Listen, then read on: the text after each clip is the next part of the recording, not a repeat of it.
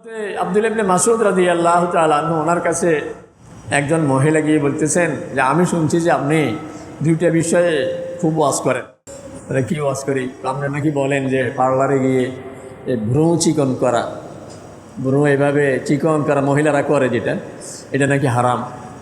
এরপরে আপনি নাকি বলেন যে উল্কি করা, উল্কি পর্যন্ত ওই যে এভাবে সই দিয়া শরীরের মধ্যে ছবি আঁকে, গোলাপ ফুল আঁকে, এটা আঁকে। আমাদের দেশে খুব কমই দেখি, কিন্তু বিদেশেও অনেক মহিলারা হজ করতে আসে, তাদের হাতে দেখা যায়, মুখে দেখা যায় এভাবে ছবি আঁকে তারা, এটা হারাম। তো আব্দুল্লাহ ইবনে মাসউদ রাদিয়াল্লাহু তাআলা আনহু বলেন, হ্যাঁ এটা তো হারাম। বলে যে আমি কোরআন শরীফ পুরা অর্থ জানি, আমি আরবের মহিলা, আমি পুরা কোরআন শরীফ তেলাওয়াত করছি, কোথাও এই কথা পাই না, আমি কই পেয়েছি? মহিলাই বলতেছে হযরত আব্দুল্লাহ ইবনে মাসউদ, বলে যে তুমি কোরআন শরীফ কি আসলে পড়ছো? পড়ছি। ও বুঝি শুনি পড়ছে নি? পড়ছি। কয় যে কোরআন শরীফে এই কথা নাই, মা আতাকুমুর রাসূলু ফাখুযুহু ওয়া মা নাহাকুম আনহু ফান্তাহু। রাসূল সাল্লাল্লাহু আলাইহি ওয়াসাল্লাম যা বলেছে তা করো, যেটা নিষেধ করেছেন তা ছাড়ো। এটা বলে নাই? বলছে তো। তো আমি তো নিজের কানে শুনছি আল্লাহ রাসূল সাহেব বলছেন যারা ভ্রু চিকন করে, যারা উল্কি করে তাদের উপর আল্লাহ লানত, এটা তো আমি নিজে শুনছি। তো মহিলা চুপ হয়ে গেছে। আলহামদুলিল্লাহ, আল্লাহ রাব্বুল আলামিন বড় মেহেরবানি করে আমাদের জন্য রাসূল পাঠিয়েছে, জান্নাত তৈরি করে জান্নাতের দিকে দাওয়াত দেওয়ার জন্য রাসূল পাঠিয়েছে। রাসূল সাল্লাল্লাহু আলাইহি ওয়াসাল্লাম বলেন, উদাহরণ হলো আমার এরকম যে একজন লোক মেহমানদারির সকল কিছু প্রস্তুতি নিয়ে বাহিরে রাস্তায় একটা লোক দাঁড় করিয়ে দিয়েছে, যে ঘরওয়ালা মেহমানদারির জন্য তৈয়ার, তোমরা সবাই আসো।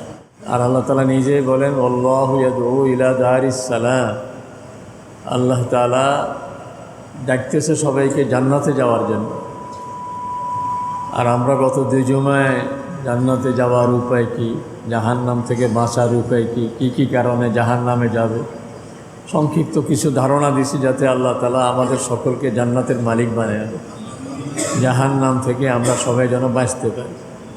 তো রাসূল সাল্লাল্লাহু আলাইহি ওয়াসাল্লাম বলেন, এখন আমি জান্নাতের জন্য ডাকতেছি, রাস্তা হলো আমার পিছে আসে, তো আমাকে বাদ দিয়ে অন্য রাস্তায় খুঁজবে আর জান্নাতে যাইতে চাইবে, এটা হবে না। রাসূল সাল্লাল্লাহু আলাইহি ওয়াসাল্লাম বলেন, আমার সকল উম্মত জান্নাতে যাবে, কিন্তু যে অস্বীকার করে সে যাবে না।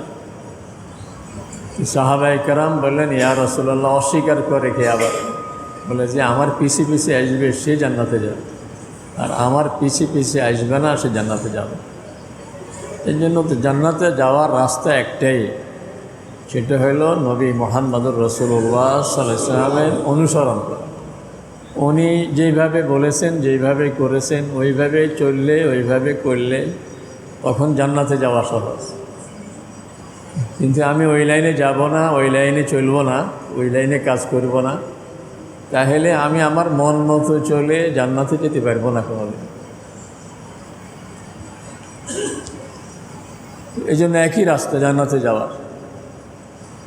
এখন আল্লাহ তাআলা কোরআন পাঠিয়েছেন রাসূল সাল্লাল্লাহু আলাইহি ওয়াসাল্লামের মাধ্যমে, আর রাসূল সাল্লাল্লাহু আলাইহি ওয়াসাল্লামকে পাঠিয়ে দিয়েছেন কোরআনকে বুঝিয়ে দেওয়ার জন্য, কোরআনের কথাগুলো আমাদেরকে বুঝিয়ে দেওয়ার জন্য।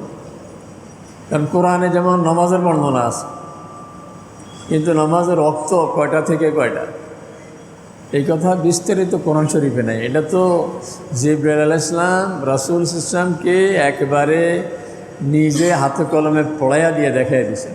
কারণ ওহী নাজিল হওয়ার মেরাজের পরের দিনেই ভোর রাত্রে ফজরের সময় রাসূল মেরাজ থেকে মক্কা শরীফে আসছেন। নামাজের তালিম, নামাজ শুরু হয়েছে জোহর থেকে, আমরা গণিতে তো ফজর থেকে গণি, ফজর জোহর আসর, কিন্তু নামাজ শুরু হয়েছে কোন অর্থ থেকে, জোহর থেকে। কারণ ফজরের সময় তো রাসূল সাল্লাল্লাহু আলাইহি ওয়াসাল্লাম আসছেন, জিবরাইল আলাইহিস সালাম জোহরের টাইমে রাসূল সাল্লামকে নামাজ শিক্ষা দেওয়ার জন্য আসছেন। বাইতুল্লাহ শরীফের সামনে দাঁড়িয়ে প্রথম দিন জোহর একবার আউয়াল ওয়াক্তে, আসর আউয়াল ওয়াক্তে, মাগরিব একবার আউয়াল ওয়াক্তে, এশা আউয়াল ওয়াক্তে, ফজর আউয়াল ওয়াক্তে, প্রথম দিন এইভাবে। পরের দিন আবার জোহর একবারে শেষ ওয়াক্তে, আসর শেষ ওয়াক্তে, মাগরিব শেষ ওয়াক্তে, এশা শেষ ওয়াক্তে, ফজর শেষ ওয়াক্তে পড়াইয়া বলতেছেন যে আপনার উম্মতের জন্য, আপনার জন্য নামাজের সময় হলে এইভাবে, আউয়াল ওয়াক্ত দেখাই দিলাম, শেষ ওয়াক্ত দেখাই দিলাম। কারণ এখন আজকে জোহর ওয়াক্ত ছিল, 11:54, আজকে 11:54 শুরু হয়েছে। তো প্রথম দিন পড়ছেন যেমন 11:54, পরের দিন যে পড়ছেন হয়তো 4টে, মানে প্রথম দিন একবারে প্রথম, পরের দিন একবারে শেষ। এই যে কথাটা, এটা তো হাদিসে আসছে। এখন আপনি যদি বলেন যে আমি কোরআন শরীফ পড়ি সব শিখবো, আমি হাদিস দরকার নেই, আপনি নামাজটা কীভাবে পড়বেন? জোহর পড়বেন কয়টা থেকে কয়টা, আসর কয়টা থেকে কয়টা, মাগরিব কয়টা থেকে কয়টা, এটা কীভাবে শিখবেন? আবার জোহর যে 4 রাকাত, এ কথা তো কোরআন শরীফে নেই। আসর যে 4 রাকাত, এ কথা তো কোরআন শরীফে নেই। কোরআন শরীফে আছে নামাজের কথা, কিন্তু কোনটা কয় আকাত, ওয়াক্ত কয়টা থেকে কয়টা, এই কথা। এভাবে কোরআনে পাকের মধ্যে হজের বর্ণনা আছে যে ওয়ালিল্লাহি আলান নাসি হিজ্জুল বাইতি মান ইসতাতা ইলাইহি সাবিলা। আল্লাহ তাআলা বলেন, যাদের সক্ষমতা আছে, শারীরিক আর্থিক সক্ষম, যে লোকটা যেতে সক্ষম, পথে কোনো বাধা নেই যেতে, সরকার ভিসা দিচ্ছে, বাংলাদেশ থেকেও তাকে যেতে দিচ্ছে, আর তার শারীরিক সামর্থ্য আছে, তাহলে তার উপর হজ ফরজ। আপনি চলে গেলেন মক্কা শরীফ, এখন কী করবেন? আপনি এই যে কোনখান থেকে তোয়াফ শুরু করবেন, গিয়ে কী করবেন? বলে যে আমি কোরআন শরীফ পড়ে করি। এটা তো রাসূল সাল্লাল্লাহু আলাইহি ওয়াসাল্লাম সেই বিদায় হজের সময় ১৬ লক্ষ সাহাবায়ে কেরাম, রাসূল সাল্লাল্লাহু আলাইহি ওয়াসাল্লাম সেদিন হজের কাজগুলো, ওই বৎসরের হজের কাজগুলো সব উটের পিঠে করে উটের পিঠে চড়ে করেছে। কারণ ১৬ লক্ষ মানুষ দেখবে না হয় কীভাবে, সবাই ফলো করতেছে। আর নিজেও খুব বলতেছেন, খুযু আন্নী মানাসিকাকুম লাআল্লী লা আলকাকুম বা'দা আমী হাযা, আমার কাছ থেকে হজের কাজগুলো তোমরা শিখে নাও, আগামী বছর হয়তো আর আমাকে পাবে না। এই জন্য বিদায়ের পূর্বাভাস রাসূল সাল্লাল্লাহু আলাইহি ওয়াসাল্লামের কথাবার্তায় প্রকাশ পেয়ে গেছে, এই জন্য ওটাকে বিদায় হজ বলে। নতুবা তো রাসূলের জীবনে হজ একবারে, মানে হজ ফরজ হওয়ার পরে হজ করছেন একবারে, কিন্তু আমরা বলতে তো ওটাকে বিদায় হজ বলি, কারণ বিদায়ের পূর্বাভাস কথাবার্তার মধ্যে ছিল, এই জন্য এটাকে বিদায় হজ বলা হয়। বলছিলেন যে আমার কাছ থেকে শিখেন। এখন ১৬ লক্ষ সাহাবায়ে কেরাম দেখতেছে যে আল্লাহ রাসূল সাল্লাল্লাহু আলাইহি ওয়াসাল্লাম তো কোনখান থেকে শুরু করতেছে, দেখতেছে যে হাজার আসওয়াদের কোন থেকে শুরু। এইভাবে রাসূল ইচ্ছা করলে ওর থেকে নামতে পারতেন, হাত দিয়ে ধরে হাজার আসওয়াদকে চুমু খেতে পারতেন, কিন্তু উনি ওর থেকে নামেননি। আর নামা ওঠা তো ওর থেকে কষ্ট, এই জন্য নিজের যে হাতে লাঠি ছিল, লাঠি দিয়ে হাজার আসওয়াদের কোণ এইভাবে ধরছেন, বসে এতটুকু। এটাও উম্মতের জন্য সহজ করছেন, কারণ যদি রাসূল ওর থেকে নেমে হাজার আসওয়াদকে চুমু দিতেন, তাহলে হাজী সাহেবরা মনে করতো যে হাজার আসওয়াদ চুমা দিতে না পারলে হজে হবে না। কত মানুষ হাজার আসওয়াদ চুমা দেওয়ার সুযোগই পায় না। 1 ঘন্টা লাগিয়ে যেতে যেতে যেতে হাজার আসওয়াদের কোনায় গেছে, আর এমন একটা ধাক্কা আসছে, আবার 6 মাইল দূরে চলে গেছে, বহু দূরে চলে যায়, দিতে পারে না অনেকে, যুবকরাও অনেক সময় পারে না। এই জন্য আল্লাহ রাসূল সাল্লাল্লাহু আলাইহি ওয়াসাল্লাম সহজ করে দিয়েছেন যে না, এটা খুব ফরজ ওয়াজিব না, পারলে দিবে, না হইলে না। এভাবে তোয়াফ করে কোনখানে কী করছেন, কোনখানে কী করছেন, সাহাবায়ে কেরাম সবাই ফলো করতেছেন। আরাফা থেকে কীভাবে দোয়া করছেন, মুজদালিফায় কীভাবে কোন জায়গায় দোয়া করছেন, মিনায় কী করছেন, সব কাজগুলো হাদিসের মাধ্যমে আমরা পেয়ে গেছি। এখন আপনি যদি বলেন আমি কোরআন শরীফ দেখে হজ করব, হজ করতে পারবেন। যাকাতের কথা কোরআন শরীফে আছে, কিন্তু আপনি বলেন আমি কোরআন শরীফ পড়ে যাকাত দিব।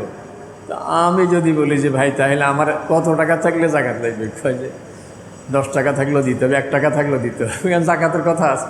তো কত ভাগ দিব, 1 টাকার কত আনা দিব, সেটা বলতে পারবে না, কারণ কত ভাগের কত ভাগ, কত টাকা থাকলে যাকাত, এসব ব্যাখ্যা তো হাদিসে আছে।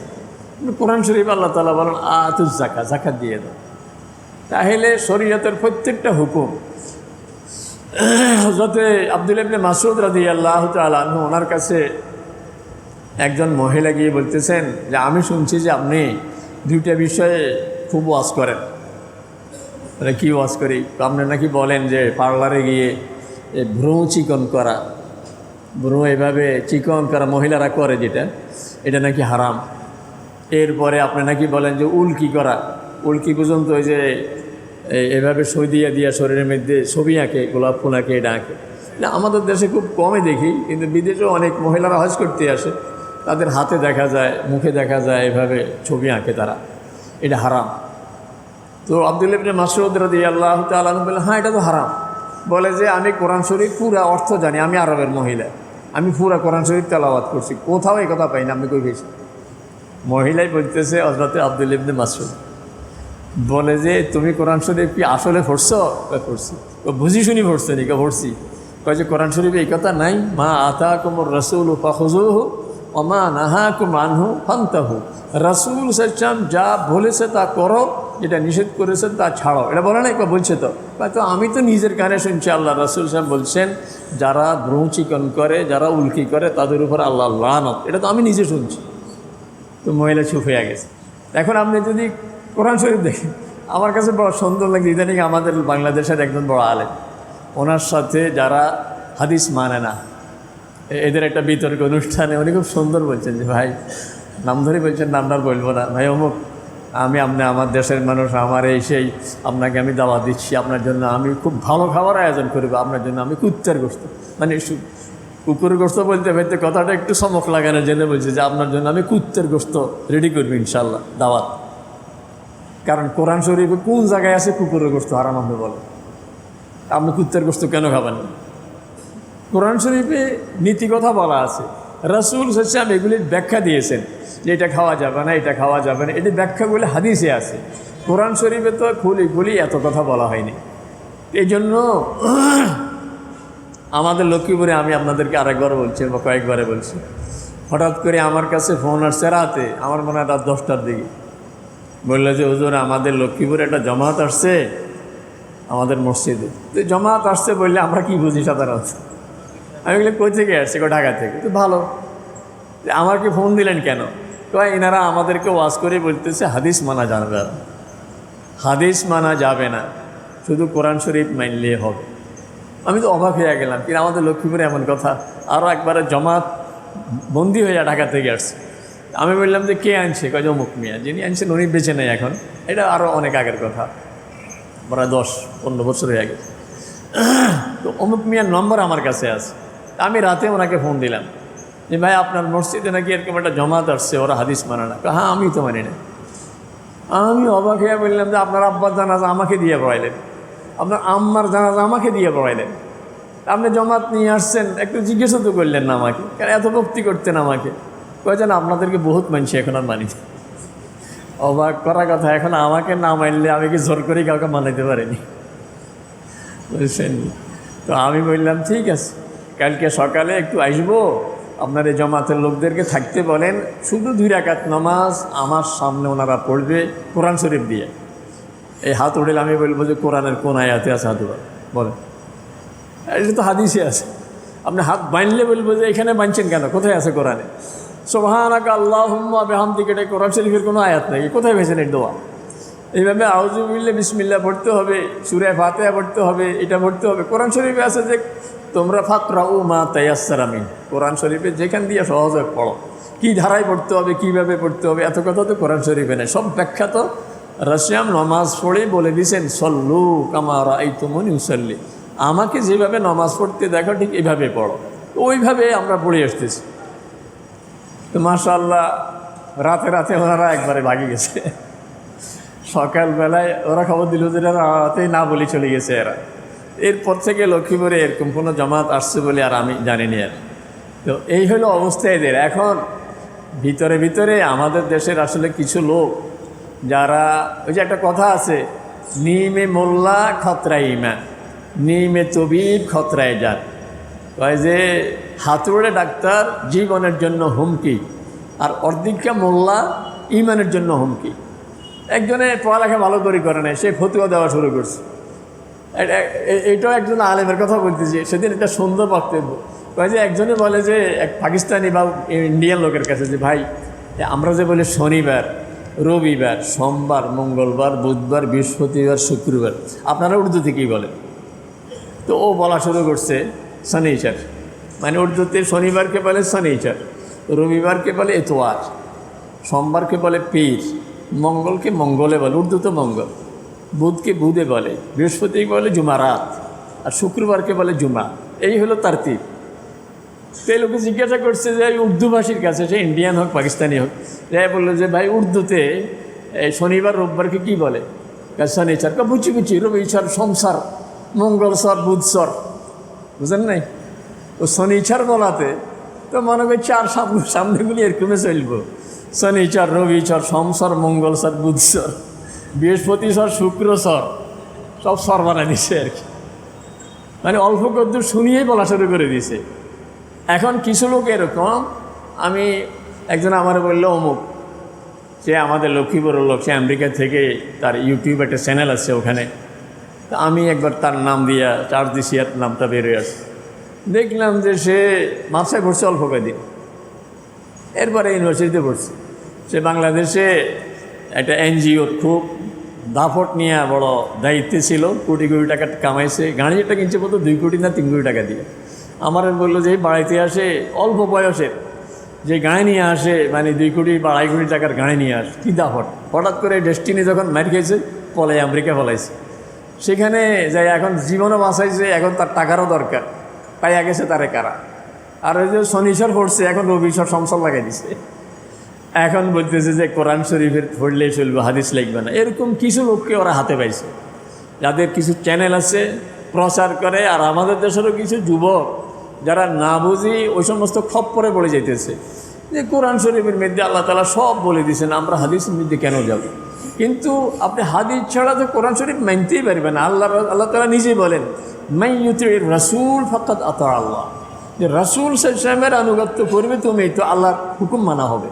কিন্তু রাসূল সাল্লাল্লাহু আলাইহি ওয়াসাল্লামকে মানবে না, তো আল্লাহকে তুমি মানতে পারবে না। আল্লাহ রাসূল সাল্লাল্লাহু আলাইহি ওয়াসাল্লাম বলেন নিজেই যে এমন এক জামানা আসতেছে, লা ইউলফিয়ান্না আহাদাকুম মুত্তাকিয়ান আলা আরিকাতিহি, এমন লোকের চেহারা যেন আমি না দেখি যারা সোফায় হালান দিয়া বসে বসে বলবে যে কোরআন শরীফে যা আছে ওইটাই আমি মানব। তোমরা জেনে রাখো, আমাকে আল্লাহ তাআলা কোরআন যেভাবে দিয়েছেন এর সমপরিমাণ আল্লাহ তাআলা আমাকে অন্য ওহিও দিয়েছেন, যেটা হলো হাদিস।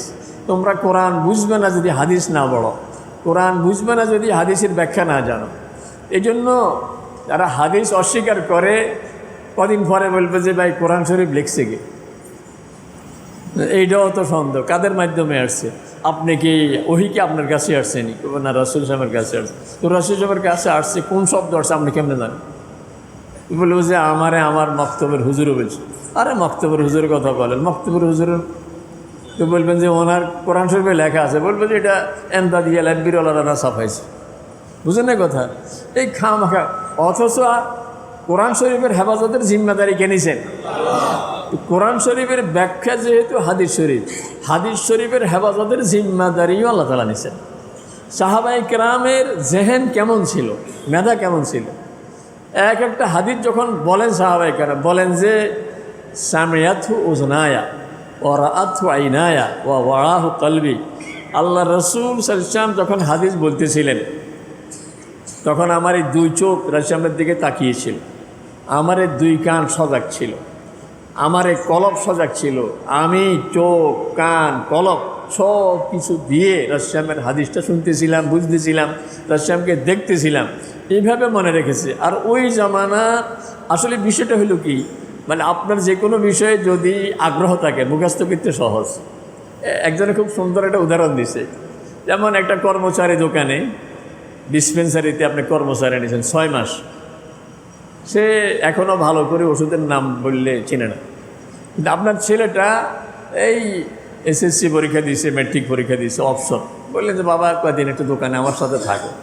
সে মাত্র 1 সপ্তাহ হইল, মাশাআল্লাহ, সে 1 সপ্তাহে 15 দিনে সব শিখে গেছে। কারণ সে মনে করে দোকান আমার, আর ও মনে করছে যে এই দোকানে চাকরি নাহলে আমি আরেক দোকানে যাবো। আর মনে মনে ভাবে যে কারোর সাথে দেখা হইলে জিজ্ঞাসা করে যে আপনি কোন দোকানে, ডিউটি কয় ঘন্টা, বেতন কত, সুযোগ সুবিধা কী। ভাবে যে কখন এই দোকান থেকে ছেড়ে আরেক দোকান চলে যাবে। তার আন্তরিকতা নাই।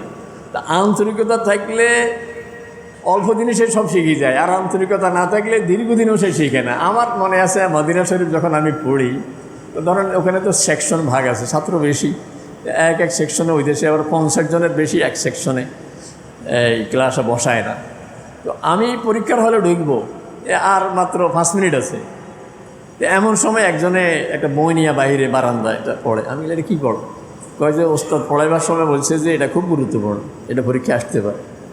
আমি দেখলাম যে এটা আমাদের সেকশনে পড়ায় নাই, এইটা পড়ায় না। আমি মোটা পড়ি নাই, তা আমি তাড়াতাড়ি এই 5 মিনিটে এক নজর দেখছি, পরীক্ষার হলে ঢুকে দেখি ওটা আসছে, আমার একটা অক্ষর ভুলে নেই, গোটা 1 পৃষ্ঠা পড়া, একটা অক্ষরও ভুলে নেই, আমি 100তে 100 পেয়েছি।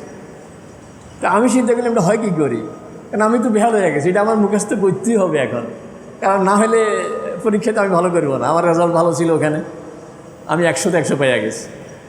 এই জন্য সাহাবায়ে কেরাম তো রাসূল সাল্লাল্লাহু আলাইহি ওয়াসাল্লামের প্রতি কীরকম, যেমন ওরা ইবনে মাসউদ, ওকে কাফাররা ফাটাইছে হুদায়বিয়াতে আল্লাহ রাসূলের সঙ্গে চুক্তি করার জন্য, সে যায় বলতেছে যে আমি বহু রাজা বাদশাহ দরবারে গেছি, কিন্তু সাহাবায়ে কেরাম রাসূল সাল্লাল্লাহু আলাইহি ওয়াসাল্লামকে যেভাবে ভক্তি শ্রদ্ধা করে, দুনিয়াতে এত ভক্তি শ্রদ্ধা কোনো রাজা বাদশাদের অনুসারীরা তাদের ভক্তরা করতে আমি দেখিনি।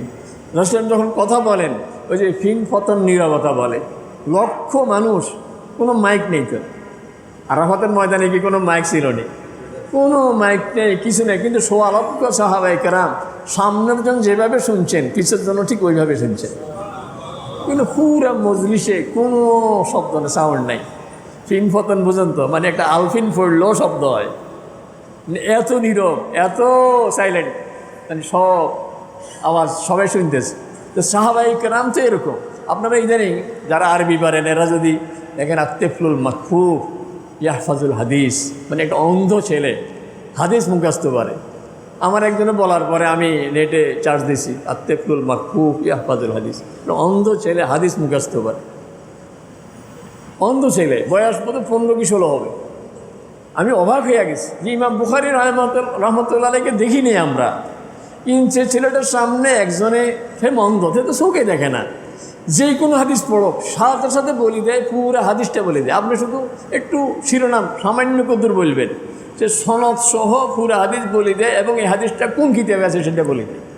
15-16 বছরের ছেলে কত লাখ হাদিস সে মুখস্থ পারে, কী করি পারে সে? ইমাম বুখারী রহমতুল্লাহ আলাইহি উনি বলেন যে আমি 6 লক্ষ হাদিস মুখস্থ পারি, এর মধ্যে 1 লক্ষ হাদিস হইল সহিহ হাদিস, এই 1 লক্ষ হাদিস থেকে 7275 হাদিস বুখারী শরীফ এনেছি। বুখারী শরীফ হাদিসের সংখ্যা মাত্র 7275, এইটাও যাচাই বাছাই করি 1 লক্ষ সহিহ হাদিস থেকে বাছাই করে এতটুকু আনছেন।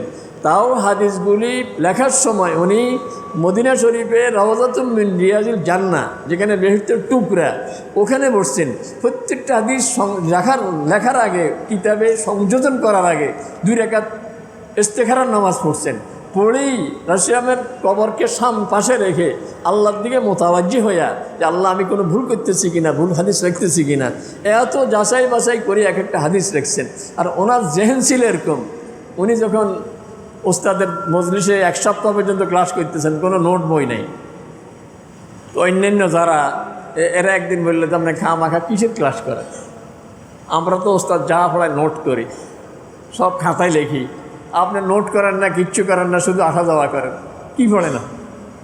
কয় যে নোট কেন দরকার, তোকে আপনি কৃষি ক্লাস করেন, কয় তোমরা নোট করছো যে কী করছো আমি বলবো, ওরা খাতা ধরছে আর উনি বলা শুরু করছেন, এখন সবাই অবাক, ওর কীভাবে মুখস্থ হয়ে গেছে। পরে উনি যখন আরেকটু পরে বসলেন, ওনার এলাকার ওলামায়ে কেরাম বললো যে তো বড় মুহাদ্দিস দাবি করে, কী করে? তো ওরা এই 100 জন রেডি হয়েছে, যে সঙ্গে আমরা একটা চ্যালেঞ্জে যাব, আসলে কি মুহাদ্দিস নাকি দাবি করে। তো ওরা 100 হাদিসকে মানে উলট ফলট করে দিয়েছে। কীরকম? যেমন হাদিসের সনদ একরকম, হাদিসটা আরেক রকম, মানে এই সনদে এই হাদিস, যেমন আমি হাদিসটা শুনছি আপনার কাছে, আপনি চলছেন অমুকের কাছে, অমুকের কাছে, অমুক রাসূল আমার কাছে, 2-3 জনের মাধ্যমে আমার কাছে আসছে। হাদিসটা হলো ধরেন ইন্নামাল আমালু বিন্নিয়াত, এটা কার মাধ্যমে আসছে এটা নির্ধারিত, আবার অমুক হাদিস কার মধ্যে আসছে নির্ধারিত। এনারা 100 জন করছেন কি, এনারা হাদিসগুলি সনদের সঙ্গে আরেক হাদিস যোগ করে দিছে, মানে এলোমেলো করে দিছে, এবং হাদিসের যে ভাষাটা, বক্তব্যটা, মতনটা, এটাকে একটু এলোমেলো করে দিছে দিয়ে এখন ইমাম বুখারী রহমতুল্লাহ আলাইহিকে বলতেছে আপনাকে কিছু আমরা হাদিস বলবো, ঠিক আছে কিনা বলেন। তো একজন করে 100 জনে হাদিস বলা শেষ, বলার পরে বলে উত্তর দেন, বলে না ফরজন বলেন, বলে এটা বলেন, বলে ফরজন বলেন। 100 জনে বলার পরে সিরিয়ালি উনি বলা শুরু করছে, আপনার হাদিসটা বলছেন এরকম, সনদ হবে এরকম, হাদিস হবে এরকম। 100 জনকে বলে দেওয়ার পরে সবাই বুঝলে যে না, এই আল্লাহ প্রদত্ত একটা জেহের আল্লাহ তাআলা তাকে দিছে। এটা হইল যেই যুগে যেরকম দরকার, ওই যুগে ওরকম মেধাওয়ালা, ওরকম যোগ্যতা সম্পন্ন লোক, কারণ দ্বীনের হেফাজতে জিম্মাদার কে? ওরকম সাহাবি, ওরকম তাবেঈ, ওরকম আইম্মে হাদিস আল্লাহ তাআলা সৃষ্টি করে দিয়েছেন। এখন আমি যদি আমার জমানার সাথে তুলনা করি, তারপরও দেখেন কোরআন শরীফ ছোট্ট একটা বাচ্চা, এখনও আত্মীয় স্বজন সবাইকে চেনে না, এখনও জামা কাপড় নিজে নিজে ঠিক করে গায়েও দিতে পারে না, এখনও মা বাবায় তাকে লোকমা ধরে খাওয়াইয়া দেয়। 7 বছর 7.5 বছর বয়স, এই বাচ্চাটা হাফেজ। আসেনি এরকম? কী করে সম্ভব? কী করে সম্ভব? এটা তো আমি বুঝি আসবে না কেমনে সম্ভব। 30 পারা কোরআন শরীফ, এটা কোনো 1-2 পৃষ্ঠা নাকি 600 পৃষ্ঠা, 600 পৃষ্ঠা। সে এক বসায় আপনাকে 600 পৃষ্ঠা নির্ভুলভাবে তেলাওয়াত করে শুনে দিতে পারে। এবং আমাদের লক্ষ্মীপুরে হেফজুখানান হাফেজ সাহেবেরা আমাকে বলছে যে হুজুর 2-1টা হাফেজ এরকম, যেমন আমরা তো ধরেন আলামতারা হাফেজ, আলামতারা মুখস্থ পারি না সবাই, লিলাফে পারি না সবাই। আপনাকে যদি আমি বলি ফাজআলাহুম কাআসফিম মাকুল, এর আগের আয়াতটা কি আপনি হঠাৎ আটকে যাবে, একটু চিন্তা করি বলা লাগবে।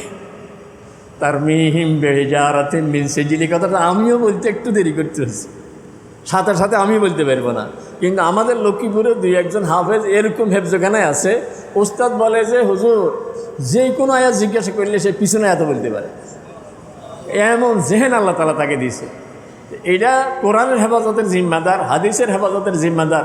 যেহেতু হাদিস হলো কোরআনের বয়ান, ব্যাখ্যা, আর আল্লাহ তাআলা বলেন ইন্না আলাইনা জামআহু ওয়া কুরআনা ফাইযা ক্বারানাহু ফাত্তাবি কুরআনা সুম্মা ইন্না আলাইনা বায়ানা। যখন ওহী নাযিল হওয়া শুরু হয়েছিল, রাসূল জিবরাইল আলাইহিস সালামের সাথে ঠোঁট নাড়তেন, একটু পড়া শুরু করতেন। তো আল্লাহ তাআলা বললেন যে না, আপনি চুপ করে থাকেন, আপনার দিলের মধ্যে এটাকে মুখস্থ করাইয়া দেওয়া, এরপরে এটার ব্যাখ্যা বিশ্লেষণ আপনাকে শিখাইয়া দেওয়া, এই সব ব্যবস্থা আমি করে দিব, আপনি শুধু চুপ করে দেখবেন। এইটা আপনার কলমে ফটোকপি হয়ে যাবে, অটোমেটিক সব কলমের মধ্যে বসে যাবে। তাহলে কোরআন যেরকম রাসূলের কলমের মধ্যে কোরআনের ব্যাখ্যা বিশ্লেষণ এটাও শিখিয়ে দিয়েছেন কে? তো কোরআনের ব্যাখ্যা যেহেতু হাদিস, কোরআনের হেফাজতের জিম্মাদার যেরকম আল্লাহ, হাদিসের হেফাজতের জিম্মাদারও কে ছিলেন? এই জন্য আমাদের কাছে যে হাদিসগুলি আসছে, যেগুলি সহিহ হাদিস, এই জন্য বলা হয় আসাহুল কিতাব বাদা কিতাবিল্লাহ আস-সহিহুল বুখারী। আজ আসমানের নিচু জমিনের উপরে কোরআন শরীফের পরে সবচেয়ে বিশুদ্ধ কিতাবের নাম কি? সহিহ বুখারী, সহিহ বুখারী শরীফ। এই জন্য কিছু লোক আমাদেরকে অনেক সময় বিভ্রান্ত করে, আমরা অনেক সময় না বুঝি তাদের খপ্পরে পড়ে যাই নাকি। ইদানিং তাদের প্রসারণা একটু বেড়ে গেছে। আসলে তারাও বলতে পারে না যে তারা কী বলতেছে, কারণ মানুষ যখন এই যে হব্বুকা শাইউমি ওয়া ইউসেন, কোনো জিনিসের মোহ পড়লে, দেখেন না, প্রেমে পড়লে কী অবস্থা। বাবা কয় যে এরে জাদু, এই মেয়ে তোর কেমনে খাইতো, ছেলে কী কয়, বাবা চোখ দুগা আমার তো যদি আপনার চোখে লাগাই দিতাম তো আপনারও খাইতো।